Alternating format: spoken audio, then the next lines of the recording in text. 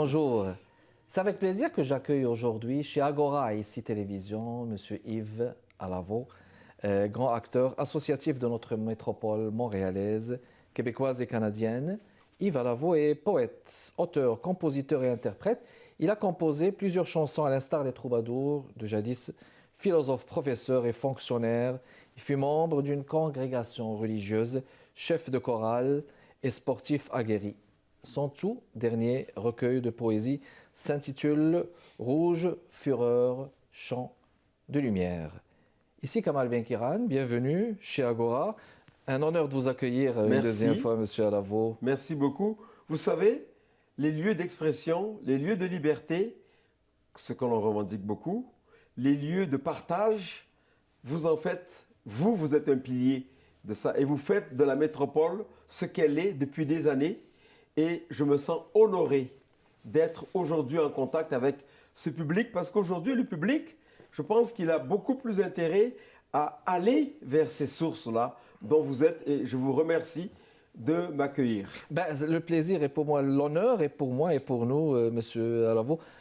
C'est-à-dire, on n'aura pas assez de temps de dire vos multiples engagements. Vous avez été au niveau de l'interculturalité, vous avez joué un grand rôle de rapprochement et de médiation et bien d'autres rôles. Là, on va parler poésie, parce que là, vous faites paraître ça, ce recueil Rouge Fureur, Chant de lumière, des textes qui ont été même mis en musique, on va en parler.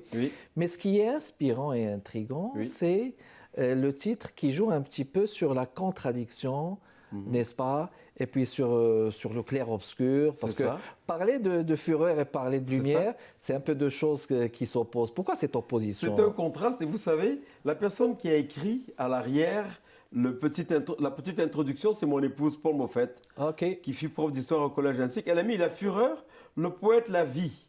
Il se révolte, il est en colère, mais ce sont plutôt les rencontres lumineuses qui l'inspirent. Le poète chante l'espoir en rouge. C'est en plein dans. Alors, Rouge Fureur, cette révolte dans une société, dans un monde, dans un contexte géopolitique où c'est l'absence de culture, la haine, l'absence d'humanité qui prend les grands réseaux et qui intéresse les gens.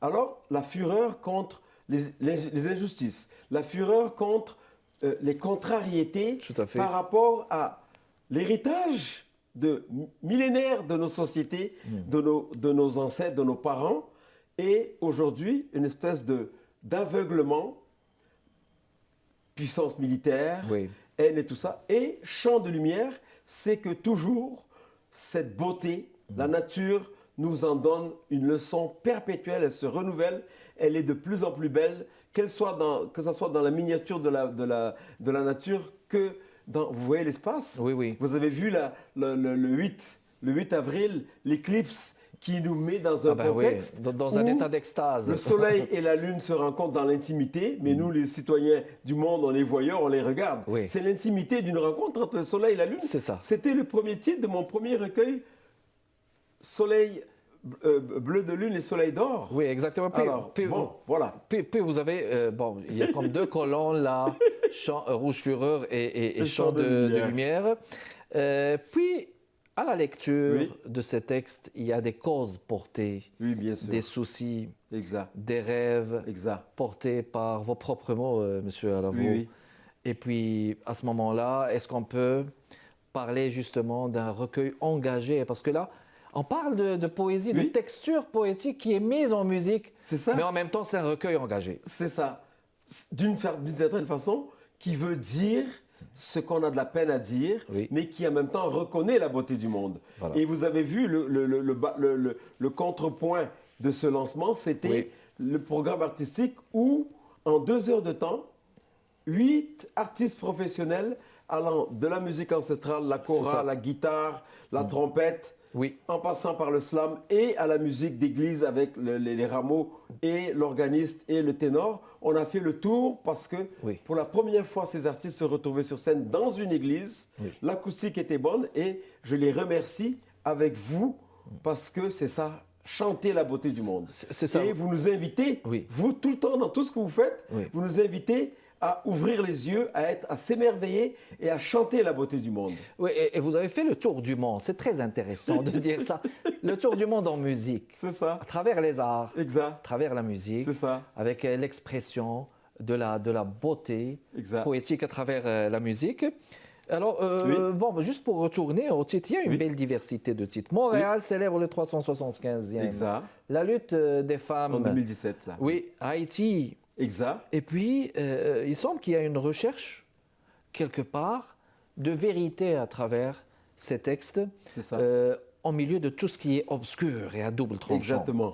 Aussi, et en étant attentif, la compassion. Vous savez, la compassion, c'est partager nos sentiments avec les autres parce que toutes et tous, nous ne sommes pas dans l'équité, dans l'égalité. Vous voyez les souffrances d'un pays comme Haïti. Vous voyez, c'est qu'on ne peut pas rester indifférent parce que nous sommes composés de tout ça. Nous sommes l'Afrique du Nord. Vous en venez, moi ma mère est algérienne, mon père est du Bénin, je suis né au Sénégal et on fait Montréal. Vous êtes vous aussi venus de cultures diverses et tout ça, etc.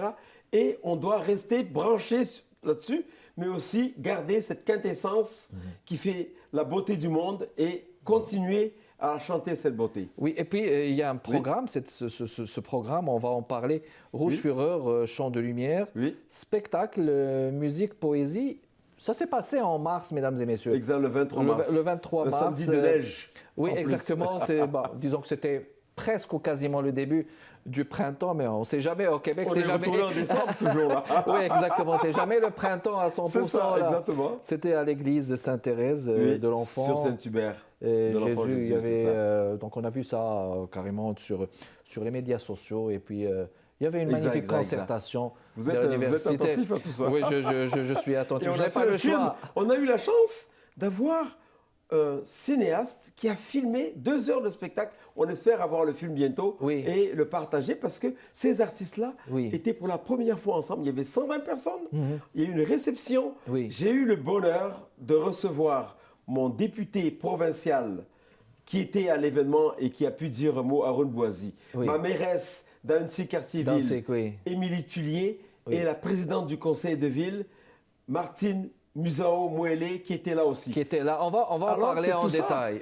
Et vous étiez là sans y être présent parce que vous étiez pris ailleurs. Parce qu'on était pris, Mais c'était le plaisir de chanter Montréal aussi. Exactement. Et on le sent, encore une fois, je me répète, mesdames et messieurs, on le sent à travers la lecture de ces textes. Bon, on va rebondir. On va le faire après la pause. Mesdames et messieurs, j'accueille Yves Alavo.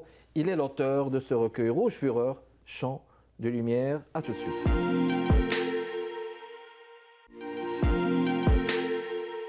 On est de retour avec vous, mesdames et messieurs. Eh bien, on parle poésie, encore une fois, mesdames et messieurs, chez Agora, ici Télévision, avec Yves Alavo, une grande figure et un grand nom du chant associatif et de l'engagement interculturel ici à Montréal, parce qu'on parle justement de son recueil Rouge Fureur, Chant de Lumière.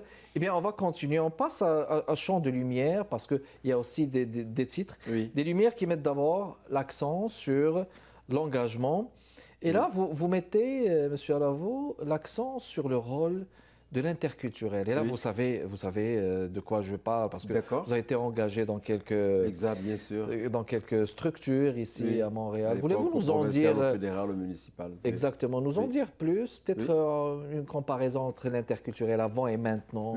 Comment est-ce que c'est quoi le regard que vous projetez? Le regard là-dessus, c'est que je dirais que les générations des premiers jalons, les années 70 et 80, où il a fallu, il était indispensable d'inscrire dans la réalité juridique, dans la réalité économique, dans la réalité politique, les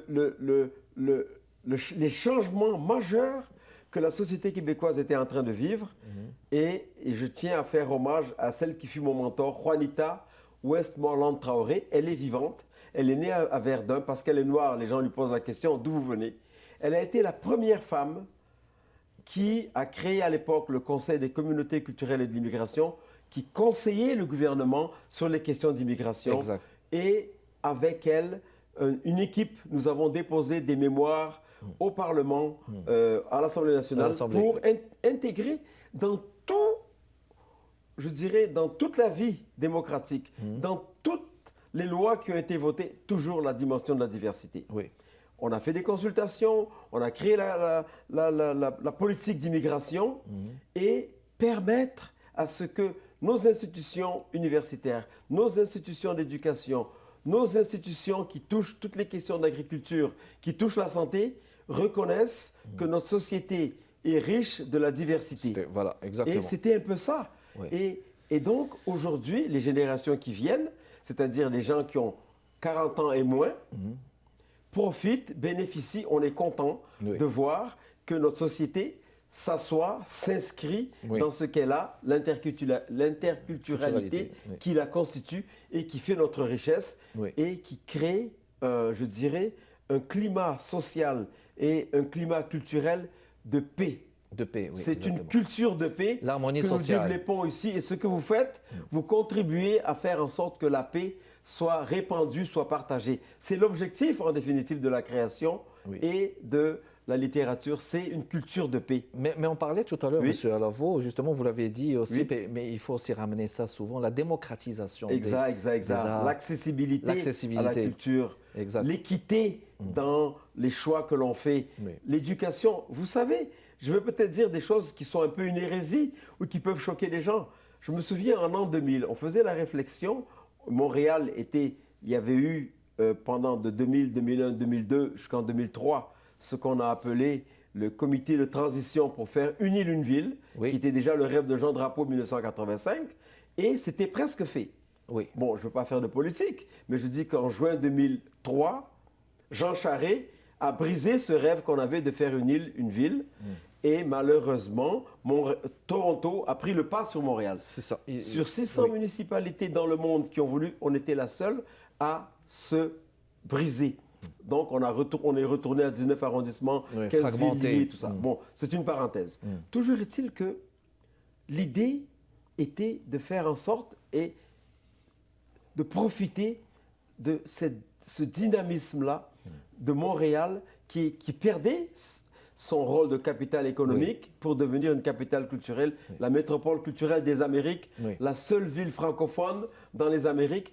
Et une chose qu'on oublie, peut-être, c'est que nous sommes la seule ville dans les Amériques où il y a une majorité de femmes et d'hommes venus du monde entier qui parlent au moins 3 langues. Et c'est un atout majeur pour Montréal, d'avoir cet apport, ce dynamisme de société. Nous sommes devenus la métropole du numérique à cause de ça. Nous attirons les cerveaux du monde entier. Gardons toujours ces richesses à Montréal. Exactement, mais il y a toujours une société civile là, toujours présente. Puis le rôle de l'artiste, permettez-moi de vous citer ça. On parlait hors ligne justement, M. Alavo. Il y a la lumière de la création. Vous clôturez cela par ceci. L'artiste est l'allié de la lumière. Exactement. Magnifique citation. Exactement. Et parce que vous avez la sensibilité, vous avez votre héritage culturel, vous savez ce que c'est, vous le dites, vous savez ce que c'est. Et c'est vraiment cette humilité qu'on doit toujours avoir. Vous, moi, nous l'avons cette humilité et on doit la partager. On est là pour être des médiateurs, des médiatrices. Partager, donner au monde le sens de la beauté, créer du bonheur. Vous êtes un créateur de bonheur, M. Benkiran.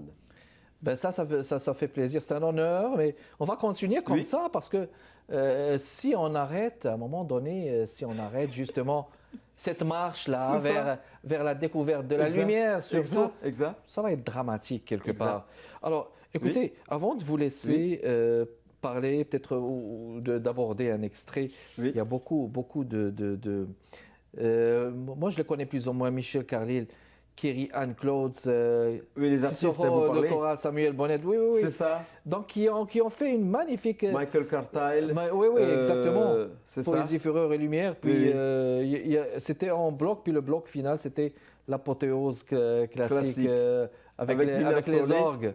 Avec Nina Desolé et Jérémy Domenico, le ténor. Le ténor, et puis, mais mon Dieu, cette diversité. Puis vous clôturez, vous finissez par ce texte, justement, l'amour, page 112, 113, page 112. Magdala, Pierre et Yves Alavo, il y avait donc ces deux voix en alternance. Exactement. Je vais vous laisser dire un mot sur ça, mais on va le faire plus après la pause, mesdames et messieurs. Restez avec nous. On vous revient dans les prochaines minutes. C'est Yves Alavo qui est mon invité d'Agora chez ICI Télévision. Restez avec nous. De retour avec vous, mesdames et messieurs. Eh bien, on parle poésie, on continue de parler poésie avec passion. Surtout de la passion. Avec M. Alavo. Je vous parlais de ce dernier texte, qui est l'amour, Magdala Pierre et Yves Alavo. Je vais vous laisser dire un mot. D'accord. Oui. Alors, effectivement, vous êtes d'une perspicacité et vous avez un radar culturel et artistique absolument c'est trop d'honneur. qui trompe personne. Et vos missiles sont encore meilleurs que ceux qui détruisent les villes. Merci beaucoup. Alors, l'amour, effectivement, page 112 et page 113, on pourrait dire que c'est un peu la raison pour laquelle j'ai choisi, entre 2019 et 2024, j'ai écrit 150 textes. J'en ai choisi une cinquantaine. On a retenu 22 pour Rouge Fureur, 22 pour Chant de Lumière. 44 textes ici qu'on a dans ce recueil de 120 pages. Et l'amour, c'est un peu le chant, page 112, page 113, qui résume un peu tout ça. Oui. L'amour, je peux le dire? Oui, je vous en prie. Alors, ça va être l'extrait. L'extrait aussi, si vous voulez. Oui, allez-y. Émotion mère, bouleversante question, déséquilibre essentiel et profond, l'amour déstabilise. Contrepoids de la quiétude, initial geste de changement. Mouvement des forces intimes, l'amour aspire l'être. Une transformation importante, similaire au séisme, l'amour transforme l'âme, l'amour est imprévisible. Source toujours nouvelle. Et quand on a dit ça, source toujours nouvelle, on est vraiment, et on a dit à la fois source nouvelle, mais en même temps, c'est un principe féminin. Oui, tout à fait. Voilà, l'amour abreuve, comme rivières et fleuves, les multiples affluents. L'amour irrigue l'être d'une énergie fluide. Principe féminin, en son essence première, l'amour est force, force des émotions, force des sentiments, force des pensées et des idées. Totalité essentielle, énergie radicale et pure, courant, base, vitale, l'amour est sens du vivant, endroit et envers de la vie, l'amour est l'identité vivante. Et on pourrait continuer ainsi. Oui. Et c'est vraiment, l'idée, c'était de dire en quelques notes, en quelques touches, avec l'accompagnement de la kora, la trompette, de la guitare, de dire des mots qui nous permettent d'être dans la paix, de nous retrouver, de partager l'essentiel de ce que c'est que l'humain. Oui, mais et là, on remarque à la suite, là, que l'identité première des humains, c'est l'amour. Là. Voilà. Là, moi, je vous le dis à votre place. Là. Exactement, en fait. Alors, l'amour, l'identité première des humains, code unique de chaque être, marqueur de l'unicité de la personne, signature perpétuelle de l'existence personnelle et l'existence collective, couleur distinctive de l'humanité, amore, lube yati, yati, love, amour, comme amarré, attitude, courtoisie, noblesse de sentiment, élégance de l'expression universelle, chant, propre à l'espèce humaine, posture originelle, maternelle, affection fondatrice, statut suprême, synonyme du divin, croyance globale, amitié, passion, immense, multiple, spirituelle, absolue. Remarquez avec moi, mesdames et messieurs, la force des mots. Justement pour dire que c'est l'unique sentiment qui peut tenir le monde en paix. Absolument. Et constamment, chaque fois que nous sommes confrontés à des situations où on a à observer des velléités ou des guerres ou l'expression, je dirais, quand les peuples s'oublient, ils oublient leurs origines, ils oublient la source, ils oublient d'où ils viennent, et il y a des choses, je dirais, regrettables qui arrivent. Les guerres, nous sommes témoins de ça. Nous sommes contemporains de guerre actuellement, et c'est, je dirais, un des pires moments de l'humanité parce qu'on est complètement à l'opposé de ce que c'est l'amour.